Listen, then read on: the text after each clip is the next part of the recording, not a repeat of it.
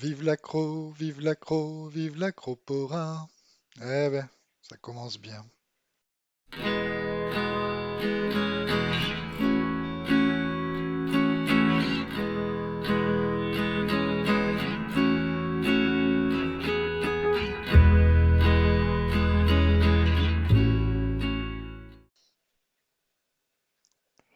Bonjour et bienvenue dans la série Les bacs des amis.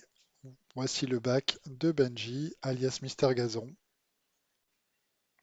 C'est un aquarium de 100 sur 40 sur 40, donc 160 litres bruts, qui n'est pas destiné à la base au récifal. Et donc son propriétaire l'a modifié, notamment pour permettre d'avoir une descente et par conséquent un bac technique. L'aquarium est équipé de 4 Reefled 50. Et alors, moi, vous le savez, j'ai été un peu critique sur les Reefled. Mais si on met suffisamment de Reefled au-dessus d'un bac, on a des niveaux de parts qui sont très intéressants. On en parlera un peu plus tard dans la vidéo. Mais revenons sur la partie technique.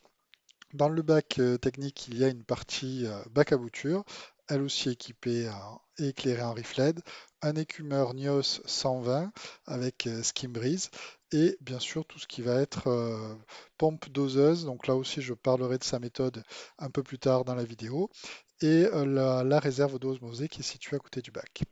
Pour le brassage, on est sur des Gebao SLW, donc il y a des SLW 10, il y en a deux, W20 et une SLW5, donc des dizaines de milliers de litres heure dans ce bac. Ben, c'est ce qu'il faut, hein, de toute façon, pour les acroporas.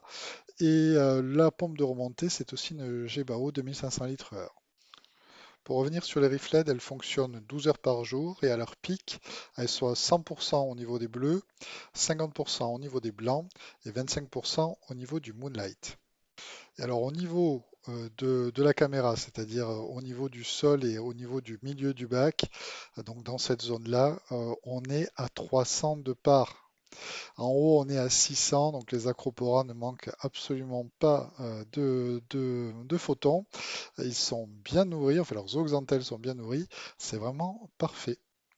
Si j'ai changé d'avis sur les riflets, alors ça confirme par contre notre point, c'est que si on veut ne pas se limiter au niveau Acropora avec des LED, bah, on est sur les mêmes niveaux de consommation électrique que les T5, donc aucune économie de ce côté-là. On est à plus d'un watt par litre sur ce bac.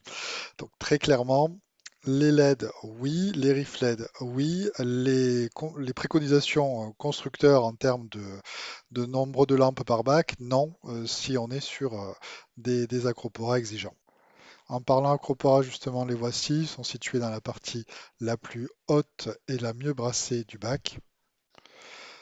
Malheureusement, je ne connais pas assez bien les reflets pour bien régler mon téléphone. C'est avec lui que je fais les vidéos afin de restituer au mieux les couleurs, mais elles sont toutes magnifiques.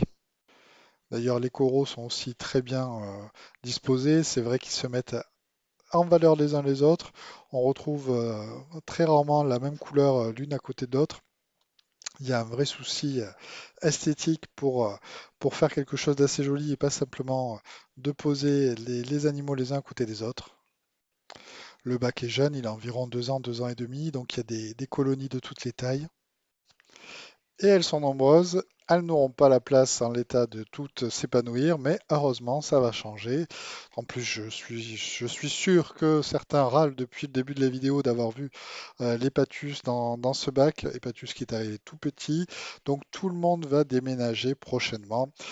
Benji va réaménager son appartement et ça va être l'occasion de prendre un bac beaucoup plus gros et que tout le monde puisse avoir la taille, la place de pousser et d'atteindre de belles tailles.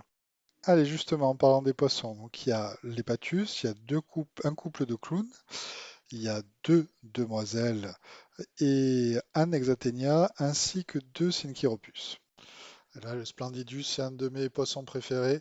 Celui-ci est bien dodu, il mange bien, alors il est d'élevage en plus, donc c'est une garantie de survie. Et puis le bac est bien sûr plein de méiofaune et il a de quoi se substanter. Bien, avant de parler de la méthode utilisée, je sais que vous êtes la bande de petits chenapans pour voir de l'acropora et du corail sous bleu. Alors, changement d'ambiance, changement de couleur, pam! Alors, sur la méthode utilisée, le protocole utilisé, on est sur un Belling Zoanthus base carbo triple concentration. Et il y a aussi des oligoéléments Red Sea, je crois que c'est les Trace Colors et du strontium aussi sur pompe doseuse. Et tout ça est piloté par des ICP réguliers chez Fauna Marin. Et donc Benji vise le minimum recommandé par Fauna. N'essayez jamais d'être au niveau exactement recommandé. C'est pour moi la meilleure façon de planter un bac. Alors là, on est en présence d'un protocole qui est bien réfléchi. Tout est fait pour une raison. C'est fait avec beaucoup de sérieux. Donc je ne voulais pas filmer, mais Benji a un carnet dans lequel il suit l'évolution de ses ICP, il calcule combien il doit rajouter au niveau des oligo-éléments manquants. Donc c'est fait avec beaucoup de sérieux, c'est pas à la portée des débutants, ce n'est pas nécessaire quand on a un bac qui débute. Mais alors là, dans ce bac-là où il y a quasiment plus de coraux que d'eau, c'est très important de surveiller la consommation des éléments minéraux. Pour finir sur les coraux préférés par notre hôte, il y a les Acropora millipora, le mango, les ténuis. Donc je pense que le prochain bac il va accueillir encore plus de nouvelles espèces de toutes les couleurs. Ça va encore être un régal pour les yeux. Je sais qu'on ne sera pas sur celui-là. Vous le voyez, ce ténuis, c'est celui qui avait dans mon bac avant que le bac crash. Bon, ben là, il est extrêmement bien mis en valeur. Donc, je disais pour le prochain bac, ce ne sera pas des reflets, de l'éclairage. On refera une vidéo. On vous laissera la surprise de découvrir le prochain équipement, le prochain bac de Benji. En tout cas, c'était tout ce que j'avais à vous dire pour cet aquarium-là. Je rajouterai juste une chose, c'est que le décor est vraiment tortueux. Donc, c'est plein de petits détails qu'on découvre au fur et à mesure de l'observation. Plus on le regarde, plus on voit de nouvelles choses. C'est donc un régal. En description, je vous laisserai les réseaux sociaux de Mister Gazon pour suivre son bac. Il y a encore un aquarium sur la région de Montpellier que je veux vous montrer. Donc ça, ce sera pour une prochaine vidéo.